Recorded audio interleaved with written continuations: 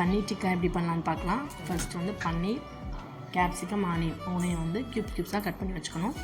So இதுக்கு add பண்ணுறதுக்கு மசாலா பார்த்திங்கன்னா ஃபஸ்ட்டு தயிர், மஞ்சள் தூள், மிளகாய்த்தூள், மல்லித்தூள், கரம் மசாலா. ஸோ மஞ்சள் தூள் மட்டும் நம்ம வந்து 1/4 டீஸ்பூன் சேர்த்துட்டு மிச்சது எல்லாமே 1/2 டீஸ்பூன் சேர்த்துக்கலாம். காரத்துக்கு ஏற்ற மாதிரி வந்து மிளகாய்த்தூள் சேர்த்துக்கோங்க. அதோட வந்து ginger garlic paste, kasuri methi எல்லாம் கொஞ்சம் கொஞ்சமாக சேர்த்துக்கோங்க.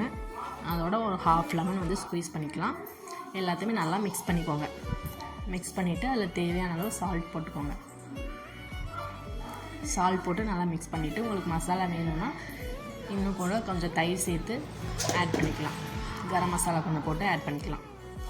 அதுக்கப்புறம் பன்னீர், கேப்சிகம், ஆனியன் அது 3 சேர்த்து நல்லா மிக்ஸ் பண்ணிக்கோங்க. நல்லா மிக்ஸ் பண்ணிவிட்டு அதுக்கப்புறமா நம்ம ஸ்ரீக்கர் ஸ்டிக் இருக்கு இல்லையா, அதை எடுத்துகிட்டு அதில் வந்து ஒன்றா இந்த மாதிரி மாட்டிக்கணும்.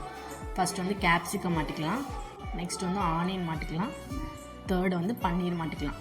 ஸோ ஸ்லோவாக அப்படி ரொட்டேட் பண்ணி மாட்டிக்கோங்க.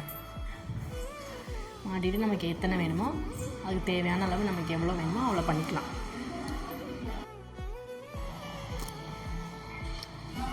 பண்ணிவிட்டு நெக்ஸ்ட் என்ன பண்ணுறோம் அப்படின்னா ஒரு பேன் வச்சுக்கிறோம்.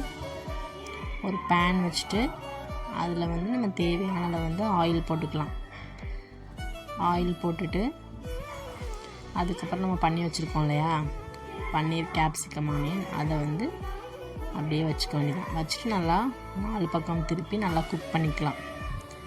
நல்லா குக் ஆனதுக்கப்புறம் பார்த்திங்கன்னா பன்னீர் டிக்கா வந்து ரெடி ஆயிரும். நீங்கள் வந்து சர்வ் பண்ணி சாப்பிட்டுக்கலாம்.